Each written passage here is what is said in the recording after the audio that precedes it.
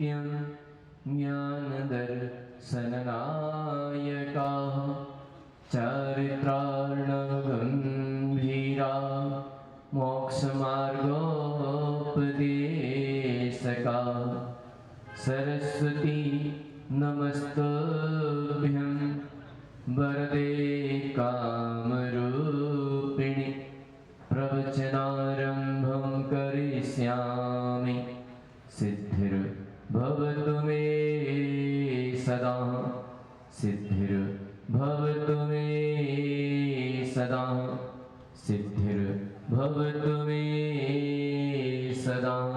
बोले अनंतानंत सिद्ध परमेष्टि भगवान की, बोले देवादिदेव श्री पारसनाथ भगवान की, बोले देवादिदेव श्री महावीर भगवान की। परम पूजनीय संत श्रोमणी समाधि सम्राट आचार्य भगवान श्री विद्यासागर जी महाराज की।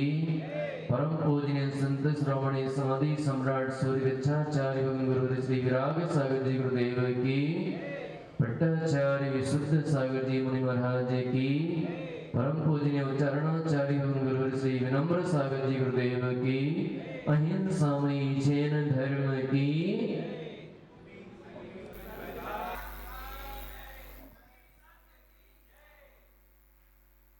साल भर का काम हम 10 दिन में निपटा लेते हैं। यानी पर्युषण पर्व आए, कितने दिन के आए? 10 दिन के। और 10 दिन में हमने इतनी भक्ति कर डाली, इतनी भक्ति कर डाली कि 1 साल के लिए फुर्सत हो गई फिर से, है ना। अब तो वो लोग आते हैं जो एकदम फुर्सत में, और बेचारे भी ऐसे के मुंह से आवाज नहीं भी नहीं निकलती है ना। लेकिन ध्यान रहे, केवल 10 दिन की भक्ति करने से कोई कल्याण होने वाला नहीं है। भक्ति, साधना, आराधना ये जीवन भर तक हमारे जीवन में चलती रहे तो ही हमारा कल्याण हो सकता है। अन्यथा 10 दिन में कर करू के थक गए, अब जाकर के खूब उपवास किए, 10 किए, किसी ने 16 किए, और जाकर के बाजार में कचौड़ी खाने लगे। और तुमने 10 दिन में जितना पुण्य अर्जन किया था वो निपटा दिया वहीं पर।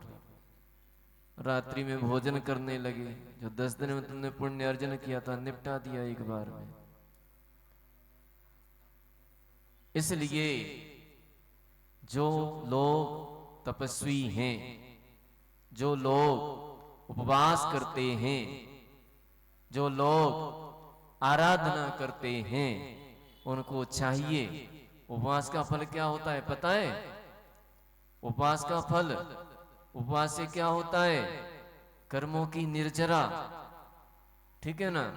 उपवास से कर्मों की निर्जरा। कौन से कर्मों की निर्जरा?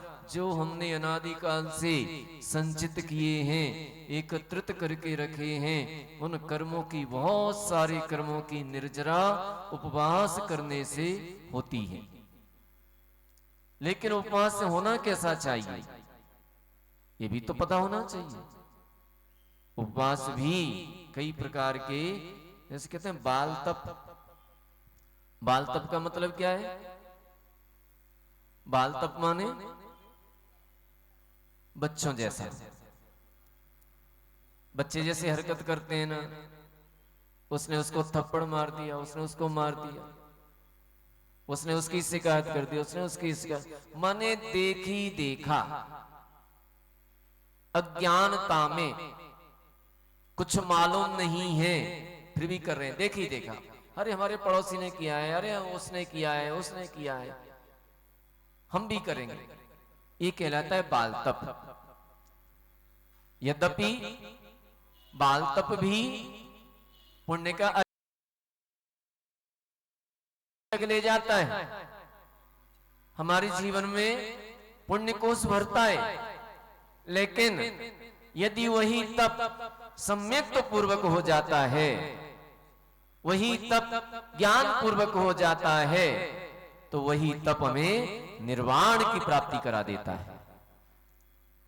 इसलिए उपवास करो, खूब करो, 10 करो, 20 करो, 30 करो, 50 करो, लेकिन सम्यक पूर्वक करो।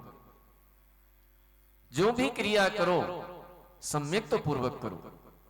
सम्यक पूर्वक की गई क्रिया हमें निर्वाण को दिलाती है, और देखी देखा की गई क्रिया, अज्ञानता में की गई क्रिया हमें संसार में ही भ्रमण कराती है, वह कभी हमें निर्वाण की उपलब्धि नहीं करा सकती।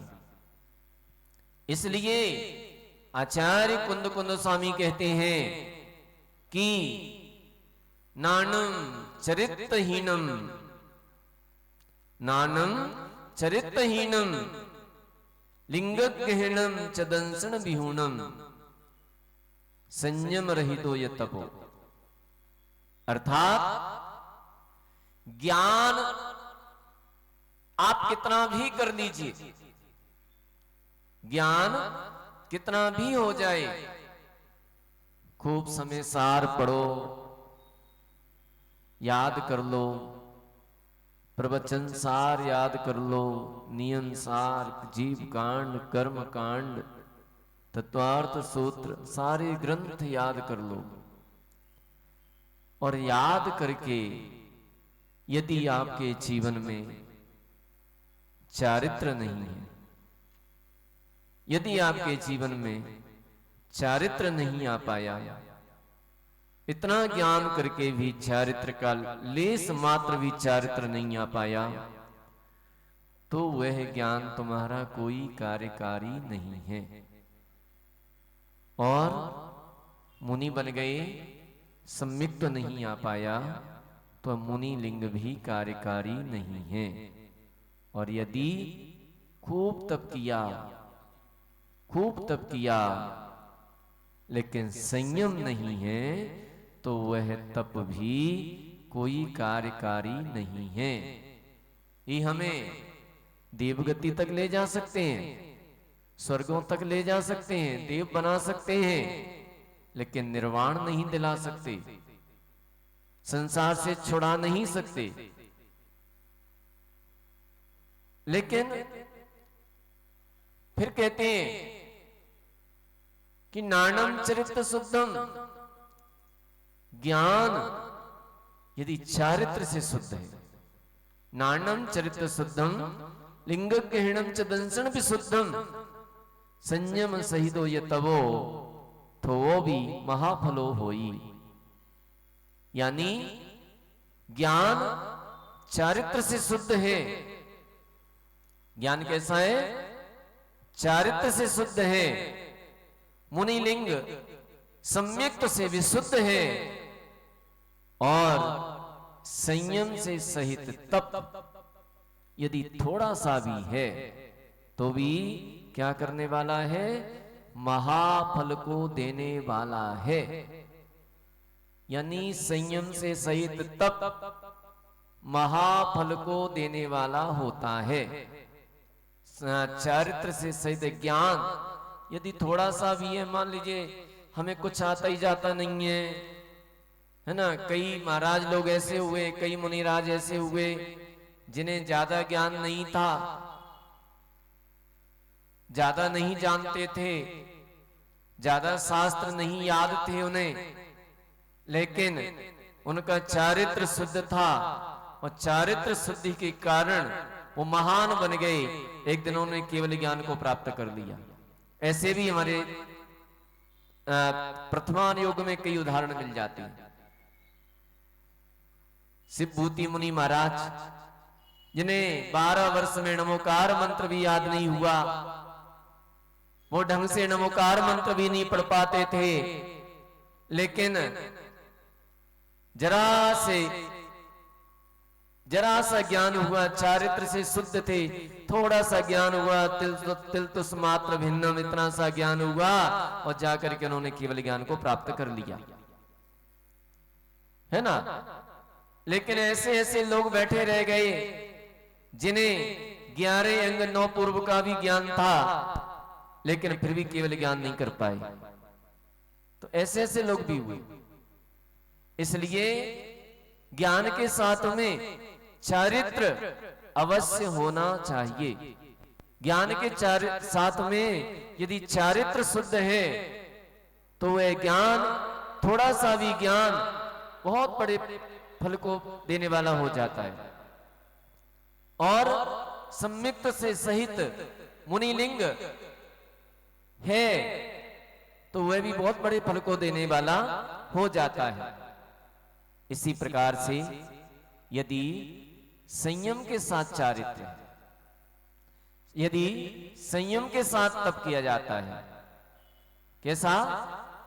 संयम के साथ तप किया जाता है। अच्छा बताइए, एक मुनि महाराज रोज आहार करते हैं, ठीक है ना, मुनि महाराज रोज आहार करते हैं, और एक व्यक्ति ऐसा है जो बेचारा 10 उपवास करता है।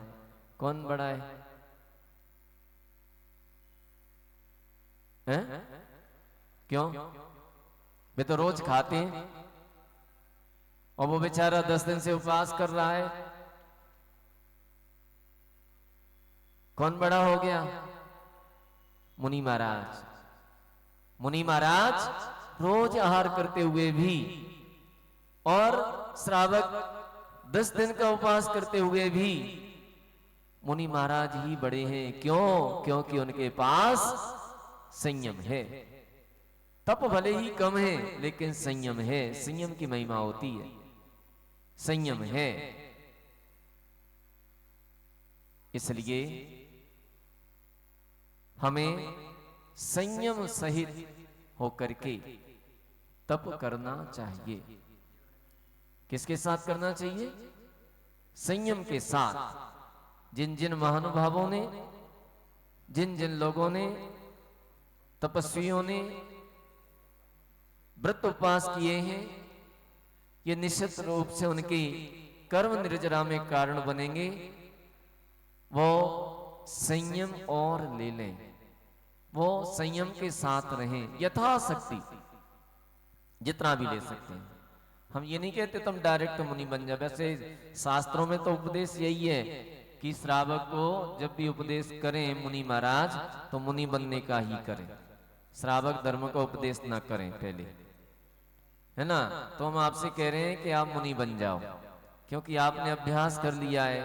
आराम से 10 दिन उपवास कर सकते हो, 5 दिन उपवास कर सकते हो, कोई दिक्कत नहीं है ना। तो आप मुनि बनिए। और कदाचित मुनि बनने में यदि असमर्थता है तो कम से कम श्रावक बन करके तो अपने श्रावक धर्म का पालन करते हुए अपने जीवन में कर्मों की निर्जरा करते हुए एक न एक दिन संयमी बन करके और निर्वाण को प्राप्त कर सकेंगे। ठीक है ना। तो हमें अपने जीवन में संयम अवश्य धारण करना चाहिए। अब कई लोग कहते हैं बोले महाराज पंचम काल में तो मोक्ष जाते ही नहीं है, फिर मुनि काय बने? होता है कि नहीं, जाते कि नहीं मोक्ष? पंचम काल में जाएंगे कि नहीं? नहीं जाते। फिर मुनि काय किस लिए बने? जब बनेंगे, जब जाएंगे तब बन जाएंगे? नहीं नहीं, जब मोक्ष चाहेंगे तब नहीं। संस्कार हमें पहले से बनाने पड़ते हैं। ऐसा नहीं है कि आज हम मुनि बने और आज ही मोक्ष चले जाएं। ऐसा नहीं है कि उसी भाव में मुनि बन करके मोक्ष चले जाएं। और कई चले भी जाते हैं और कई लोगों को कई भव लेना पड़ते हैं, ऐसा भी है। तो जरूरी नहीं है कि उसी भाव से मोक्ष चले जाएं। तो कम से कम हम मुनि बने, दीक्षा लें, संयम धारण करें। और यदि संयम नहीं ले सकते हैं तो कम से कम संयम लेने की भावना तो अवश्य करें। क्योंकि ये जो मुनि भेष प्राप्त होता है, जो मुनि पद प्राप्त होता है, ये कोई एक जन्म की भावना नहीं है। ये जीव न जाने कितने जन्मों में भावना भाता है, भावना करता है, और उस भावना को भाने से जो पुण्य का अर्जन होता है, वह पुण्य जब उदय में आता है तब कहीं किसी को मुनि पद मिल पाता है। ये कोई एक जन्म की भावना नहीं है, एक जन्म का पुण्य नहीं है। ये जो मुनि महाराज आपके सामने दिखाई देते हैं ना, इन्होंने एक जन्म में भावना नहीं भाई थी, न जाने कितने जन्मों का पुण्य एकत्रित होकर के आता है, तब कहीं हमें संयम प्राप्त हो पाता है। आज यदि हम छोटे छोटे नियम संयम लेकर के ये भावना भाएं कि हे भगवान वह दिन कब आए जिसे निर्ग्रंथ मुनि बन जाएं, तो मुनि बन पाए न बन पाए, लेकिन अगले जन्म में वह तुम्हारी भावना, वह तुम्हारा संस्कार जरूर चाहिए। आज भले ही पंचम काल में मोक्ष नहीं मिलता है, कोई बात नहीं है, लेकिन आज संयम लेकर के ये लोग जाएंगे, जो संयमी है संयम लेकर के जाएंगे। कम से कम इन्होंने अपने जीवन में संयम लेने का संस्कार तो बना ही लिया है। संयमी कहां जाते हैं, यानी मरण होकर के संयमी लोग कहां पैदा होते हैं, पता है ना, किस में पैदा होते हैं, कौन सी गति में हैं? अरे बोलो ना, मनुष्य गति में तो नहीं होते, त्रियंच गति में तो नहीं होते। हाँ, संयम की केवल एक गति और वो होती है देव गति। तो देव गति में जाते हैं, और देव गति में जाकर के आपने देखा होगा कभी कि जब कोई मुनि महाराज की समाधि हो जाती है तो उनका पीछे कमंडल उस पेड़ के नीचे लटका देते हैं। क्यों लटकाते हैं पता है आपको? किस किस को पता है? नहीं पता तो हम बता देते हैं। इसलिए लटकाते हैं कि वह संयमी जाकर के देव हुआ है, और देव होकर के वह वहां से ये अपनी पूर्व पर्याय को जानता है कि मैं अपनी पूर्व पर्याय में कौन था। तो जैसे ही वह उस स्थान पर उसकी दृष्टि पड़ती है तो उसे पीछे कमंडल दिखाई देता है, और पीछे कमंडल देखता है तो उसे याद आता है मैं मुनि था, और मेरे पुरुषार्थ में कुछ कमी रह गई, और पुरुषार्थ में कमी रहने के कारण आज मैं देव पर्याय में आकर के अटक गया। अब वो है वहां से समोह शरण में जाता है, अकृतम जिनालयों में जाता है, वहां भक्ति करता है, भगवान की वाणी को सुनता है, और धर्म में अपना जीवन बिताते हुए अगली पर्याय में मनुष्य बन जाता है। और अगली पर्याय में मनुष्य बन करके भी जब भी कोई मुनि महाराज को देख लेता है, जब भी कोई मुनि महाराज दिखाई दे जाते हैं, तो वह कहता है कि मैं भी मुनि बनूंगा। यानी उसका पूर्व का संस्कार वहां पर भी काम कर जाता है, वहां पर भी जागृत हो जाता है। आपने आचार्य विराग सागर जी गुरुदेव के बारे में सुना होगा कि जब वो छोटे थे, 2 साल के, 3 साल के थे, 4 साल के थे, तो कपड़े उतार देते थे, और एक हाथ में झाड़ू और एक हाथ में लोटा ले लेते और निकलते थे। और मां से कहते मां देखो मुनि महाराज आए हैं, मुनि महाराज का प्रगान करो। तो उनकी माता भी खेल खेल में उनको बुला लेती थी, बोले हाँ आओ आओ बैठो बैठो, बुला लेती थी। लेकिन उन्हें ये थोड़ी मालूम था कि ये आगे चल करके ये भविष्य में कितने बड़े आचार्य बनेंगे, ये कौन बनेंगे, माँ को थोड़ा ही मालूम था। तो ये यानी पूर्व का संस्कार उनका था पूर्व में उन्होंने ऐसी भावना की होगी, मुनि महाराजों को देखा होगा कि ऐसे मुनि महाराज आते हैं, ऐसे मुनि महाराज पढ़ते हैं, ऐसे मुनि महाराज आहार करते हैं। उन्होंने ये सोचा होगा कि मैं भी ऐसा करूंगा, एक दिन मैं भी ऐसा बनूंगा। तो उस अवस्था में वो ऐसा करते थे और आगे चल करके उन्होंने दीक्षा ली, बहुत महान आचार्य हुए और उत्कृष्ट समाधि को प्राप्त हुए। तो ये जो संस्कार हमारा पड़ जाता है, ये संस्कार काम करता है, ये संस्कार देवगति में भी काम करता है। ये संयम का संस्कार हमारा पुनः मनुष्य गति प्राप्त करते हैं तो उस समय भी जागृत हो जाता है।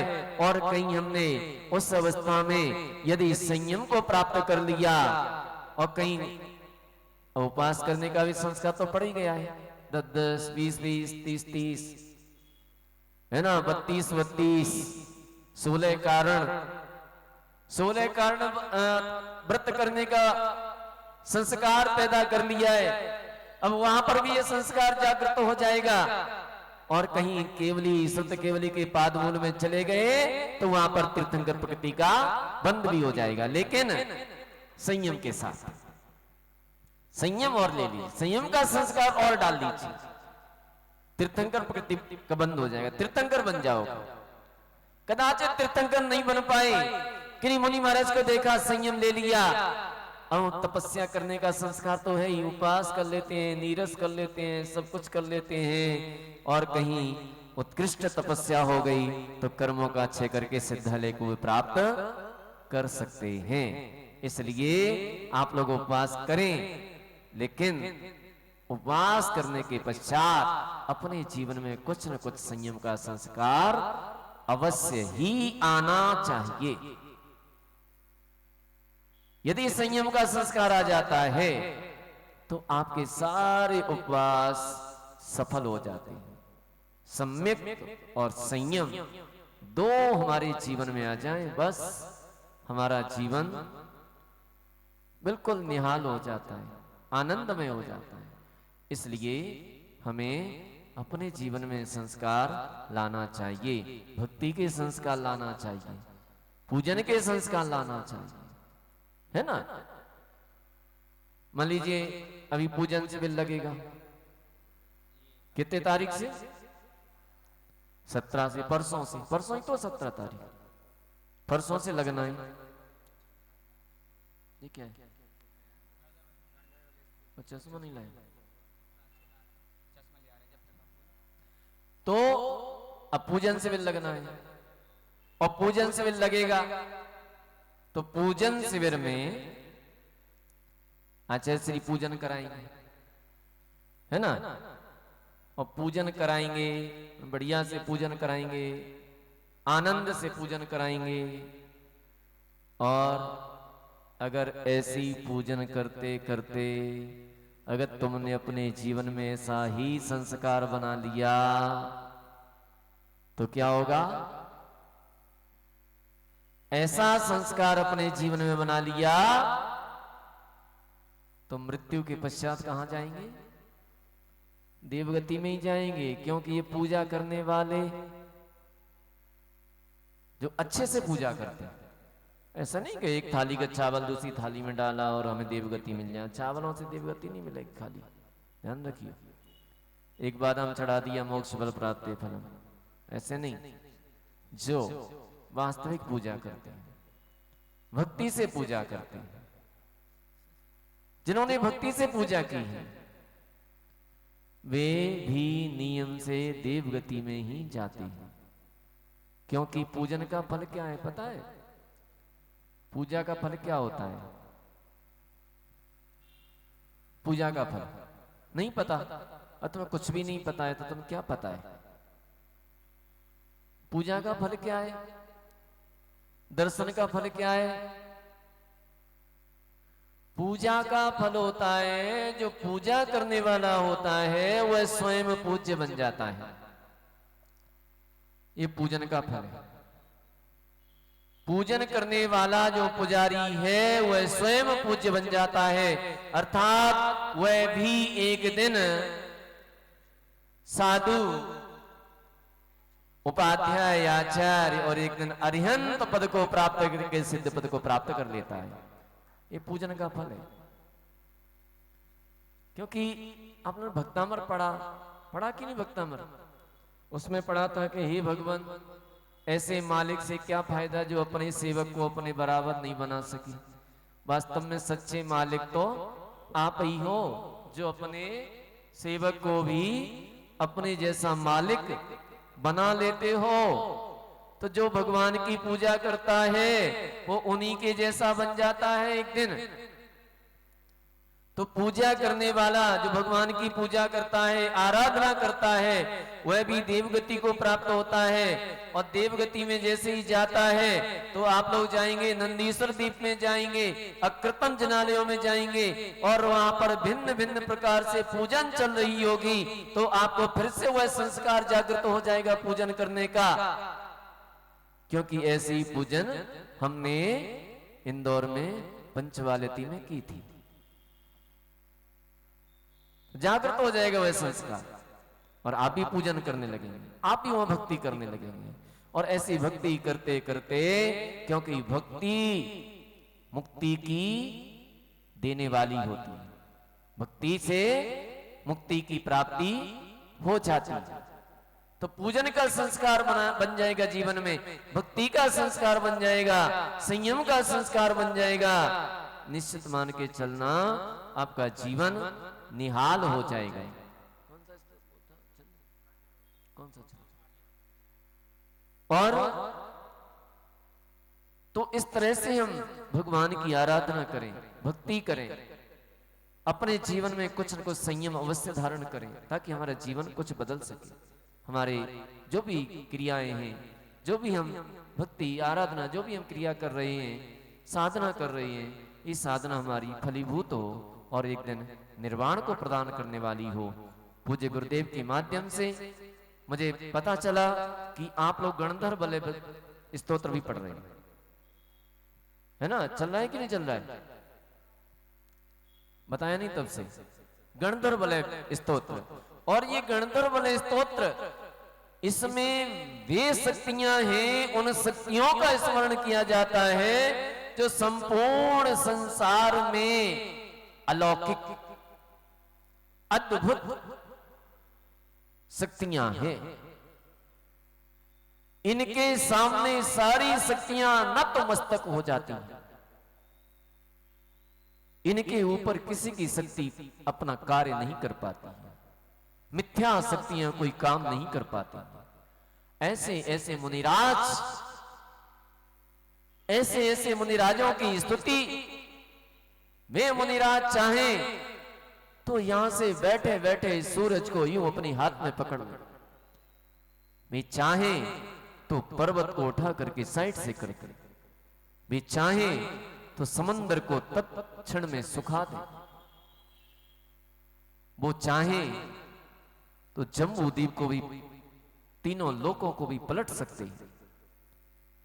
लेकिन मुनिराज मुनिराज होते हैं। वे किसी से क्रुद्ध होकर के कह दे तू मर जा, तो किसी में इतनी शक्ति नहीं है, कोई ताकत नहीं है कि उससे कोई बचा सके। और वे कह दें कि तेरा कल्याण हो, तो तुम्हारा कोई बाल भी बाका नहीं कर सकता।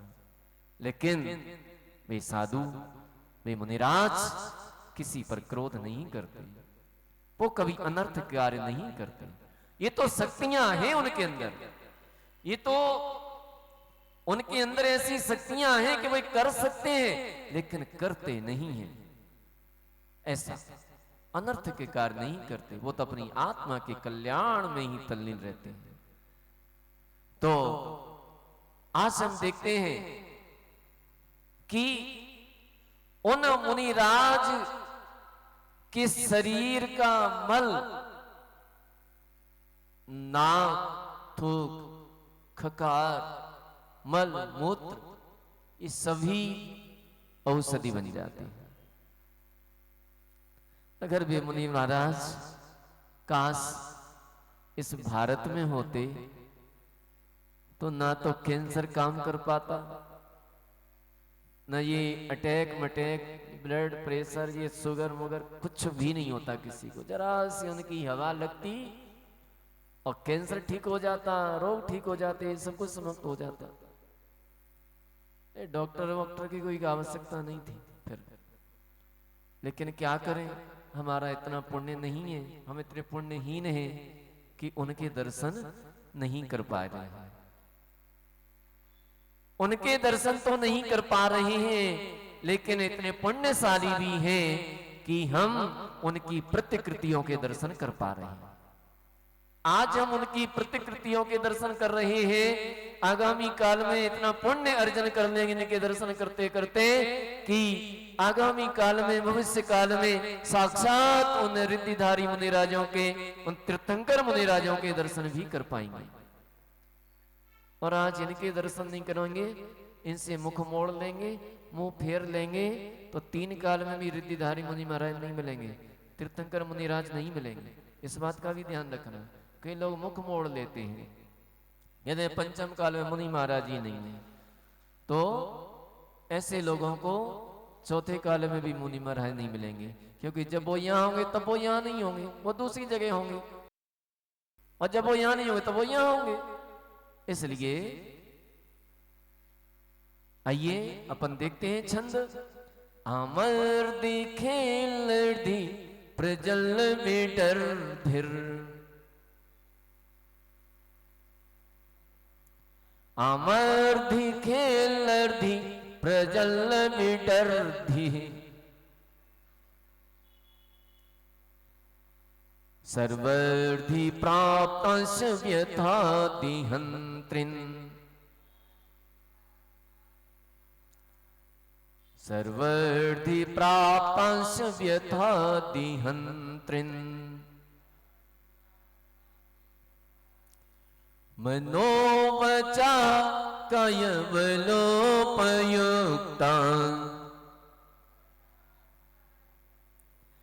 मनोवचा कायवलोपयुक्ता,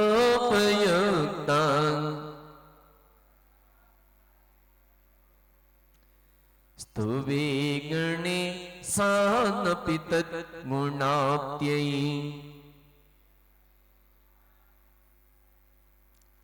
स्तुवे गणेशा नपि तद्गुणाप्त्यै। पढ़िए पढ़िए।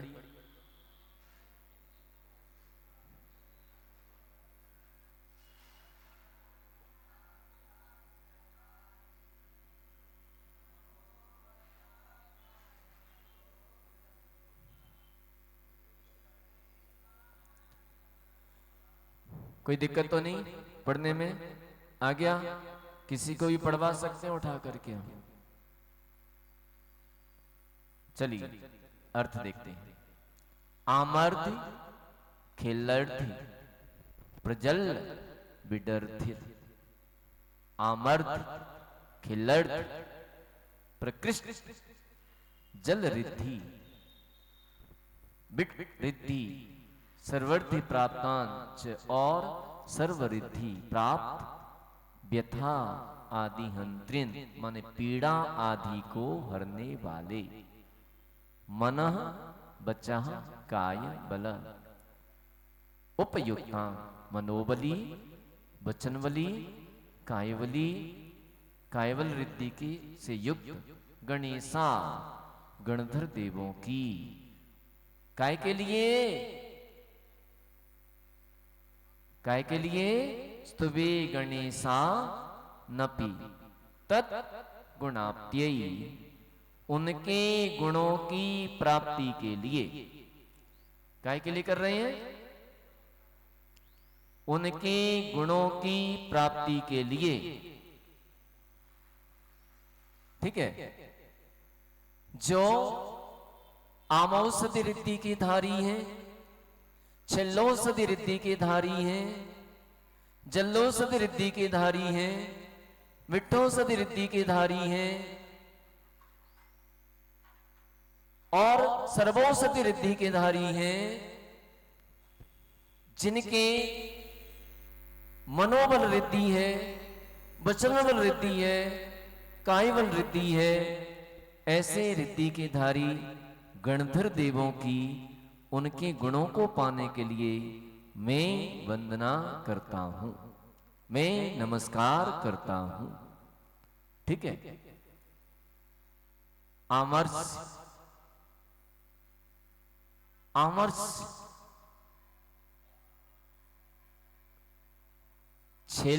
छेल्लोसत, ये जो मल होते हैं शरीर की, जल्लोसत, जल्लोसत में पसीना, मैल, पसीना, खिल्लोसत इत्यादि।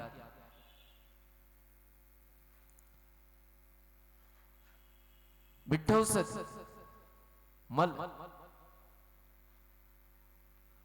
नाक, नक, पसीना, शरीर का मल,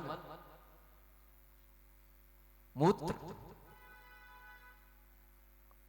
अमौषधि मूत्र, छिल्लौसत खकार, ठीक है, जल्लौसत पसीना, और पसीने के साथ में जो मैल उपटता ना शरीर से, ये मैल, मल, मल, विष्टा, और ये जो है उनके औषधि बन जाते हैं। अच्छा, तुम्हारा पसीना किसी को लग जाए तो कोई ठीक होगा कि बीमार होगा? खाज खुजली हो जाएगी, परेशान हो जाएगा बेचारा। लेकिन इन मुनि महाराज का पसीना किसी को लग जाए, किसी भी प्रकार की उसको बीमारी है, वह बीमारी से ठीक हो जाएगी। हवा लग जाए, पसीने की हवा लग जाए, मूत्र लग जाए, है ना, गौमूत्र औषधि, खैर वो अलग चीज है, उसकी हम चर्चा नहीं कर रहे। लेकिन ये मुनि महाराज अपने तपोबल से, किससे? उनकी तपस्या के बल से इतना घोर तप किया करते हैं कि उनके शरीर के प्रत्येक मल औषधि बन जाते हैं। पसीना औषधि बन जाता है, विष्टा मल विष्टा औषधि बन जाती है। किसी की रोगी को लग जाए तो उसका रोग ठीक हो जाता है। और सर्व रिद्धि, सर्वौषधि रिद्धि, माने उनका पूरा शरीर ही औषधि बन जाता है। नख, केस, ये सब पूरा शरीर ही औषधि बन जाता है उनका। ऐसे मुनिराज, ऐसे गणधर परमेष्ठी, मनोबल रिद्धि। मनोबल रिद्धि का मतलब क्या है? मनोबल रिद्धि का मतलब है संपूर्ण द्वादशांग का चिंतन एक अंतर मुहूर्त में कर लेते हैं। कितनी देर में कर लेते हैं?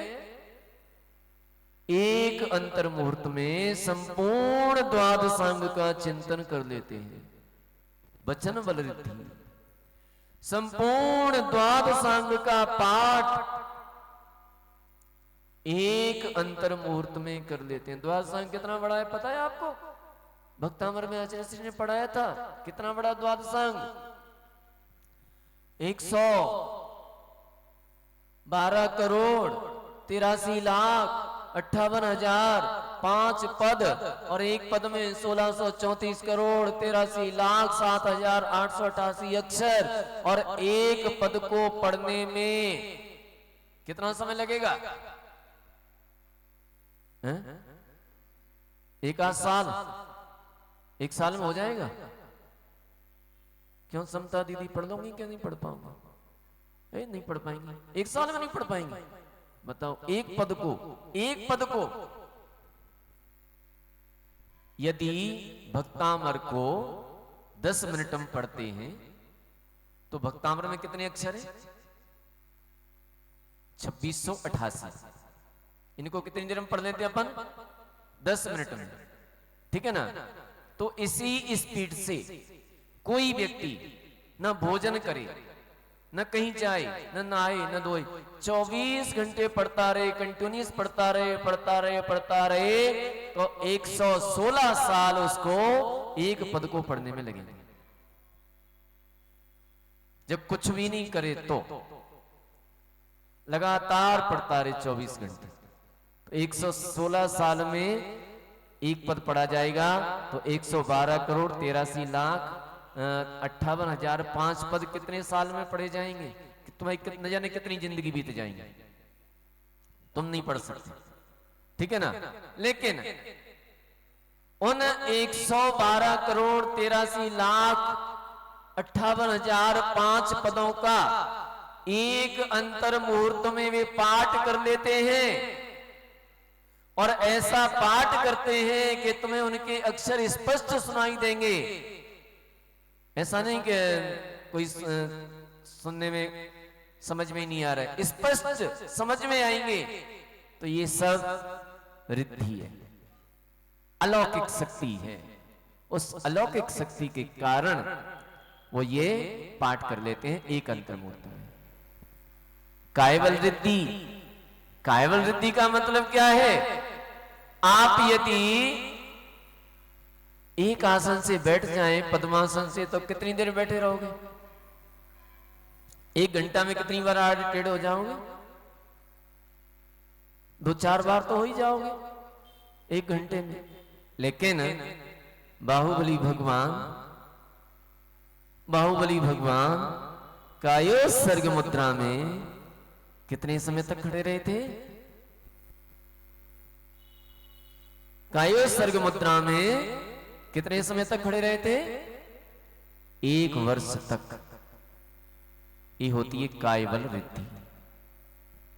यानी खड़े हो गए अथवा बैठ गए, एक आसन में बैठ गए या खड़े हो गए तो महीनों निकल जाएं, साल निकल जाएं, वो शरीर से किंचित मात्र भी चलायमान नहीं होते हैं। ये है कायवल रिद्धि, इसका नाम है कायवल रिद्धि। कायवल रिद्धि यही कार्य करती है। तो ऐसे मुनिराज जो आमौषधि रिद्धि, खिल्लौषधि रिद्धि, जल्लौषधि रिद्धि, मिठ्ठौषधि रिद्धि, सर्वौषधि रिद्धि के धारक हैं, जो मन बल वचन बल कायवल रिद्धि के धारक हैं, ऐसे गणधर देव को, ऐसे मुनिराज को बारंबार मन से वचन से काय से नमस्कार करते हैं। हे भगवान, ऐसी रिद्धि मुझे भी प्राप्त हो जाए, ऐसी भावना करते हुए हम उनको नमस्कार करते हैं। समझ में आ गया अर्थ?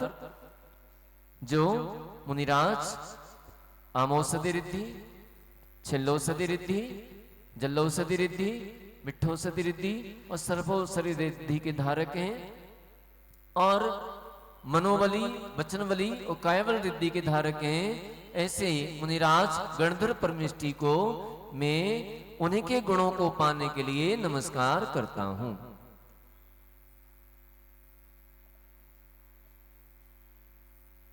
ठीक है, समझ में आ गया? अपन पूजन में रोज करते हैं मनोह बचा काय बलोपयुक्ता, नहीं, स्वस्ति क्रिया सो परमस्य, उसमें पढ़ते हैं ना। आगे चलते हैं, आगे अगला छंद। सच्चीर सर्पिर मधुरामृतर्धीन यतीन बरा क्षीण महान सास्य।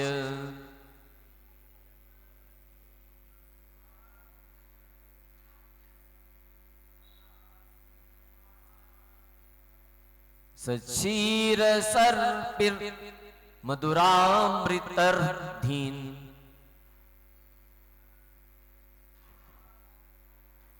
यतीन बराक्षिण महान सास्य।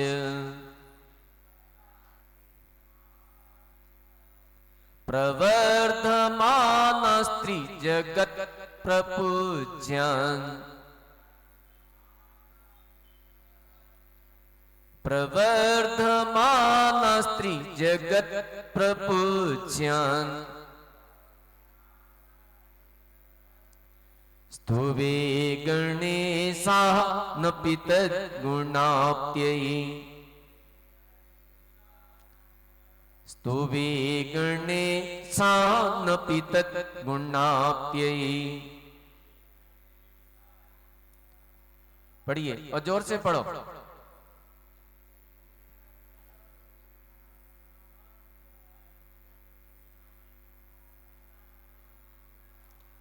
थोड़े जोर से पढ़ो, क्या धीरे धीरे पढ़ रहे हो?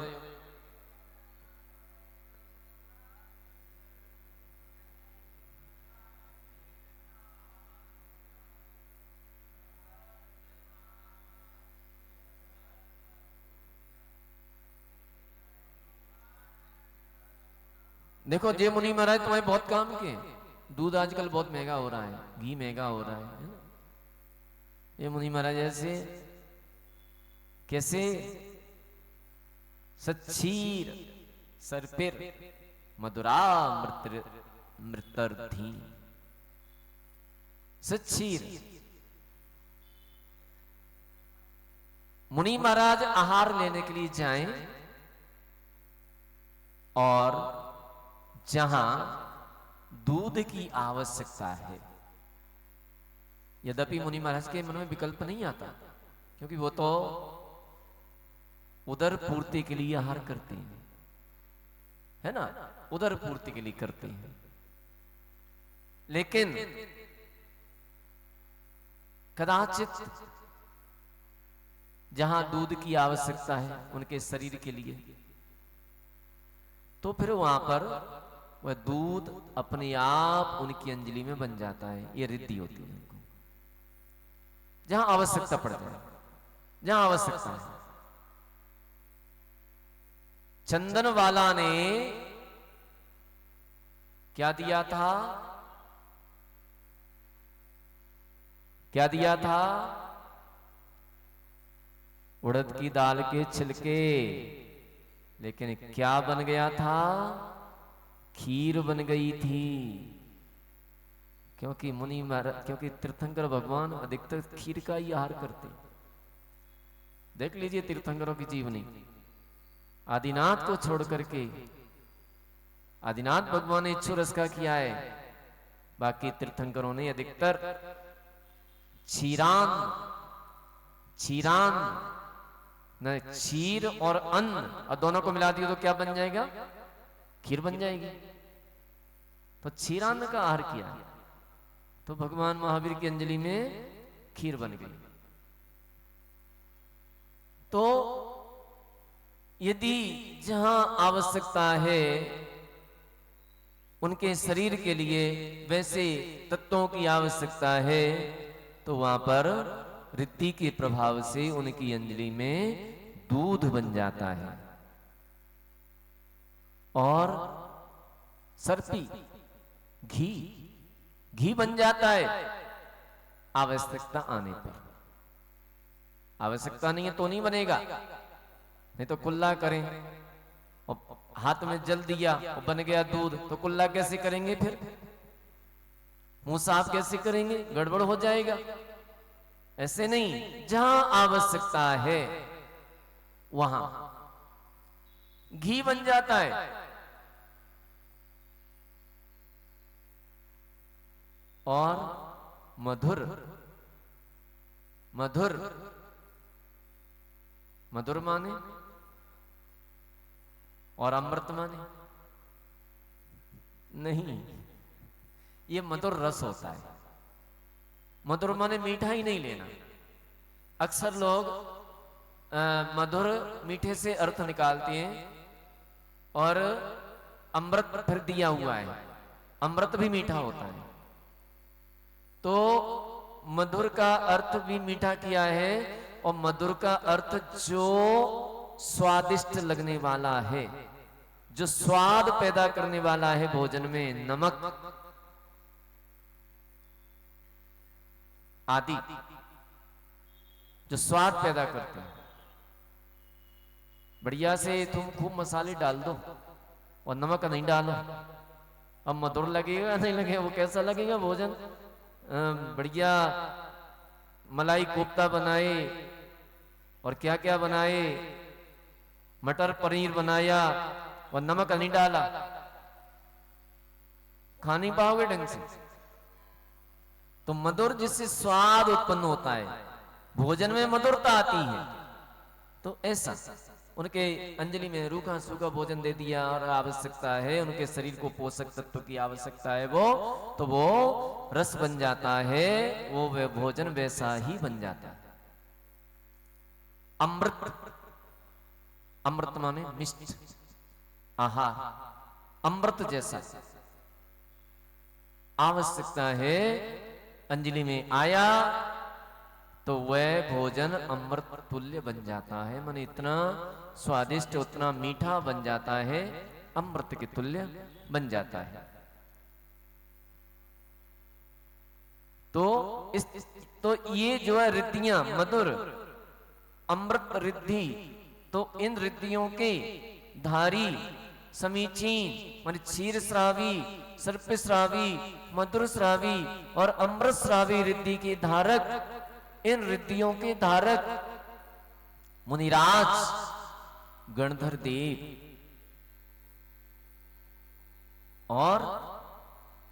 और कौन से श्रेष्ठ अक्षीण संबास और अक्षीण महानस रिद्धियों से सुशोभित त्रिजगत पूज्यान, तीन लोगों में पूज्य यतीन यतिराज माने गणधरों की उनके गुणों को पाने के लिए मैं स्तुति करता हूं। किन किन की स्तुति की? अब आती है कौन सी रिद्धि? ये हो गई।